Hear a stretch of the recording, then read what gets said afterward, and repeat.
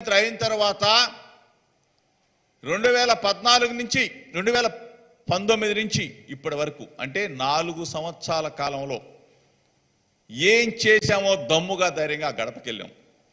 ఆ అక్కకి, ఆ చెల్లెమ్మకి, ఆ అమ్మకి చెప్తూ ఈ 8 నెలల 7 నెలల సంవత్సరం నుంచి తిరుగుతూ ఉన్నాం. గ్రామాల్లో తిరుగుతున్నాం, ప్రతి గడపకి వెళ్తా ఉన్నాం. భారతదేశ చరిత్ర చూసుకోండి. జాతీయ పార్టీలు ఉంటాయి, ప్రాంతీయ పార్టీలు ఉంటాయి. 28 రాష్ట్రాల్లో చాలా మంది ముఖ్యమంత్రులు ఉంటారు. కానీ చరిత్ర పుటల్లో ఏ శాసనసభ్యుడైనా ప్రతి గడపకి కూడా వెళ్ళి ఎన్నికలైన తర్వాత ఇదిగో అమ్మా, ఇదిగో మన జగనన్న నీ ఇంటికి పంపించాడు, ఇదిగో అమ్మఒడి, ఇదిగో చెయ్యొత్తు, ఇదిగో ఆసరా, ఇదిగో కాపు నేస్తం, ఇదిగో పెన్షన్, ఇదిగో ఇళ్ల స్థలం ఇచ్చాం, ఇల్లు కట్టించాం, పిల్లలకి చదువులు చెప్పించాం.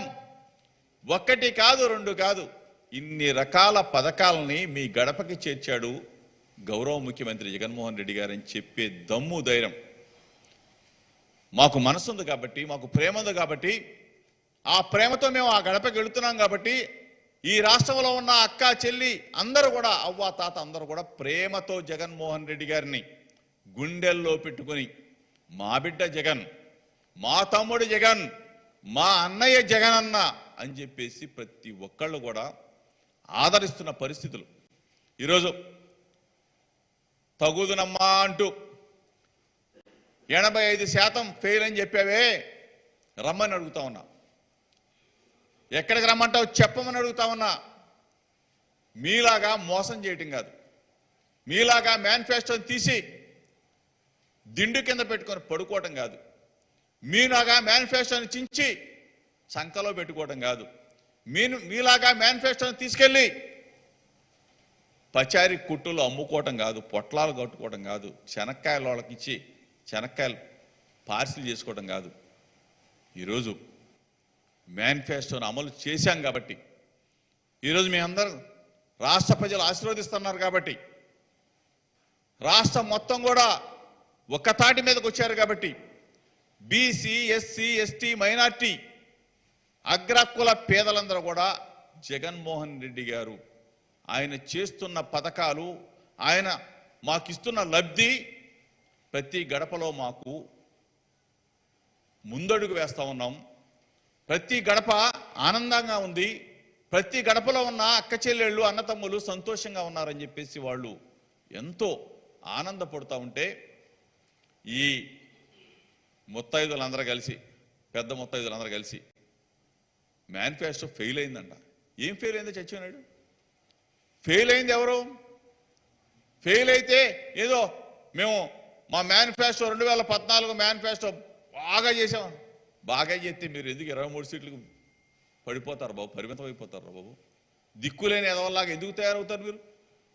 ఈరోజు మేము చెప్తా ఉన్నాం, దమ్ముగా చెప్తా ఉన్నాం, మేనిఫెస్టో అమలు చేశాం కాబట్టి, హామీలు నెరవేర్చాం కాబట్టి మరలా వైఎస్ఆర్ కాంగ్రెస్ పార్టీ రేపు జరిగే ఎన్నికల్లో 175 సీట్లలో గెలవబోతా ఉన్నాం. వై నాట్ 175 అనే దిశగా అడుగులు వేస్తా ఉన్నాం. ఈరోజు దిక్కు దివాణా లేని తెలుగుదేశం పార్టీ, తెగులు పట్టిన తెలుగుదేశం పార్టీ, ఆ నాయకుడికి కనీసం నాది గ్యారంటీ అని చెప్పి చెప్తా ఉన్నావే, గ్యారంటీ లేని నాయకుడు ఎవరైనా ఉన్నా అంటే చంద్రబాబు నాయుడు. ఇందాక చెప్తా ఉన్నాడు, మా లీడర్కి ఇల్లు ఉంది, అడ్రస్ ఉంది. ఎక్కడా వచ్చినాడు చెప్పు. చంద్రబాబు నాయుడు ఇల్లు ఎక్కడా? చంద్రబాబు నాయుడు డోర్ నెంబర్ ఎక్కడా? చంద్రబాబు నాయుడు ఆధార్ కార్డు ఎక్కడా? అచ్చెన్నాయుడిని అడుగుతా ఉన్నా, చంద్రబాబుని అడుగుతా ఉన్నా. నువ్వు అసలు నీకు ఈ రాష్ట్రంతో నీకేం పనే? చంద్రబాబు నాయుడికి ఏం పనే? Address, door number, Aadhaar card లేని ఈ వ్యక్తులు, విషాన్ని చిమ్ముతున్న ఈ వ్యక్తులు, మేనిఫెస్టో అమలు చేస్తే అమలు చేయలేదని చెప్పేసి అబద్ధాలు చెప్పే ఈ వ్యక్తులు 2014 నుంచి 2019 దాకా వీళ్ళ మొత్తం కూడా హామీలను నెరవేర్చారట. సిగ్గులేదు, సిగ్గులేదు. రుణమాఫీ మొత్తం కూడా పూర్తిగా రైతు రుణమాఫీ చేస్తాను, ప్రతి పైసా చెల్లిస్తానని చెప్పిన ఈ దిక్కుమాలిన ఈ చంద్రబాబు నాయుడు రైతులను మోసం చేశాడు. డ్వాక్రా అక్క చెల్లెమ్మలో మొత్తం కూడా రద్దు, పూర్తిగా మీ రుణాలన్నీ నేను రద్దు చేస్తా, మీకు రుణమాఫీ చేస్తానని చెప్పిన ఈ దిక్కుమాలిన ఈ చంద్రబాబు నాయుడు, డ్వాక్రా అక్క చెల్లెమ్మలందరూ కూడా మోసం చేసిన ఈ చంద్రబాబు నాయుడు, ఇంటికి ఒక ఉద్యోగం ఇస్తానని చెప్పి నిరుద్యోగంలో మోసం చేసిన ఈ చంద్రబాబు నాయుడు, నిరుద్యోగ భృతి ఇస్తానని చెప్పిన ఈ చంద్రబాబు నాయుడు, వీళ్ళు ప్రెస్ మీట్లు పెట్టి మేనిఫెస్టో గురించి మాట్లాడతారా? మీరు ఇటువంటి చిల్లర వేషాలు వేయబట్టి ఆ మేనిఫెస్టోని తీసుకెళ్ళి ఆ కనీసం వెబ్సైట్ నుంచి తీసిపారేసిన ఈ తెలుగుదేశం పార్టీ, మిమ్మల్ని ప్రజలు నమ్మరుగాక నమ్మరు, చంద్రబాబు నాయుడిని నమ్మరుగాక నమ్మరు. కాబట్టి మీ పాపం పండింది.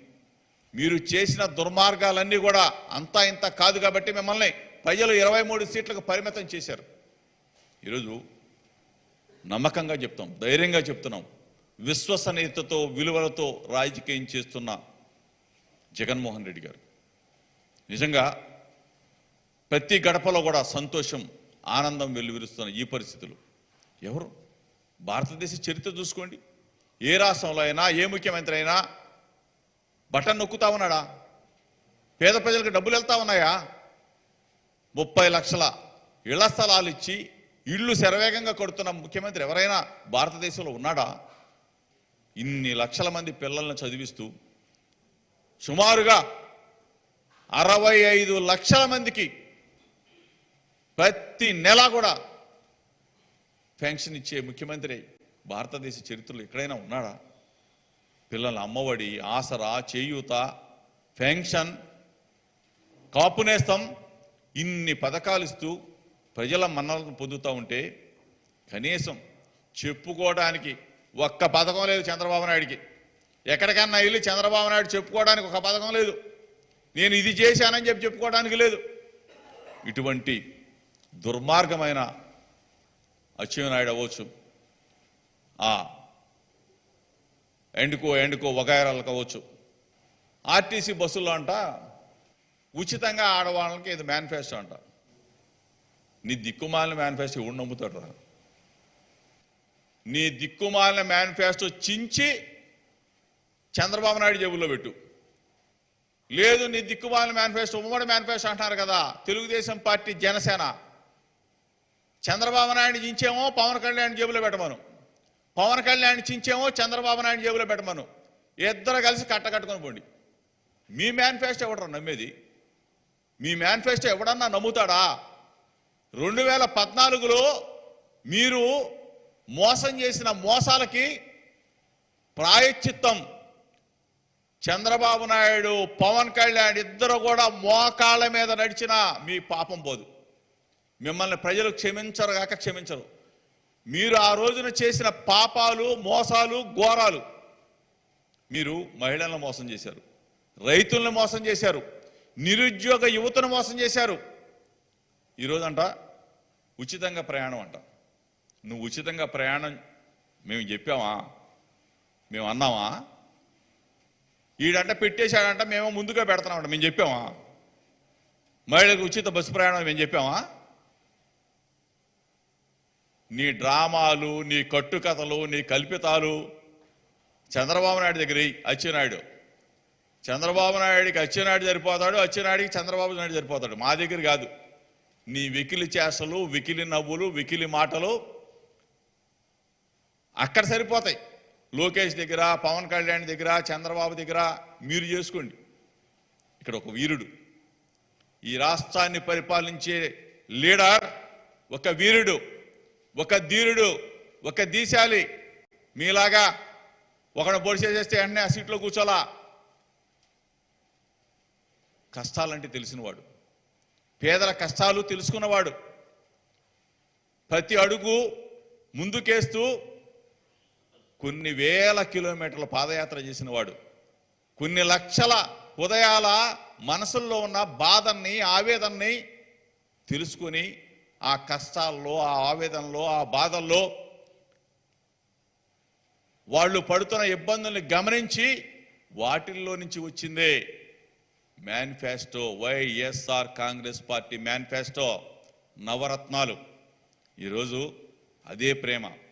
డే 1 నుంచి ఆ కుర్చీలో కూర్చున్న దగ్గర నుంచి, ముఖ్యమంత్రి పీఠంలో దగ్గర కూర్చున్న దగ్గర నుంచి నేను ఏం చెప్పాను, నేను ఏం చెయ్యాలి, ప్రతి క్షణం ఆలోచన చేసి ఈరోజు ధైర్యంగా దమ్ముగా 99.5% వాగ్దానాలను నెరవేర్చి ప్రతి అవ్వ, ప్రతి తాత, ప్రతి అక్క, ప్రతి చెల్లి, ప్రతి అన్న, ప్రతి తమ్ముడు సంతోషంగా ఈ రాష్ట్రంలో ఉన్నాడంటే, ప్రతి గడపలో అభివృద్ధి జరుగుతూ ఉందంటే, ప్రతి గడప ఆనందంగా ఉందంటే, ప్రతి గడపలో వాళ్ళ ఆర్థిక స్థితిగతులు మెరుగుపడ్డాయి అంటే జగన్మోహన్ రెడ్డి గారు. ఏ ఒక్కరో నచ్చిన వాళ్ళకి ఇచ్చి నచ్చని వాళ్ళని పక్కన పెట్టే ఉద్దేశం జగన్మోహన్ రెడ్డి గారికి లేదు. 5 కోట్ల మందిని ఒకే విధంగా చూస్తూ ఉన్నాడు. 5 కోట్ల మందిని తన ప్రేమని, అభిమానాన్ని పంచుతా ఉన్నాడు. అటువంటి జగన్మోహన్ రెడ్డి గారి పరిపాలన స్వర్ణయుగం, బంగారు భవిష్యత్తు ఆంధ్రప్రదేశ్ రాష్ట్రానికి ఉంది కాబట్టే, ప్రజలు మెచ్చారు కాబట్టే మరలా 1 side war YSR Congress party వైపే ప్రజలంతా ఉన్నారు. బీసీ, ఎస్సీ, ఎస్టీ, మైనార్టీలు, అగ్రవర్ణ పేదలు మొత్తం కూడా జగనన్న వెంట నడుస్తూ ఉన్నారు.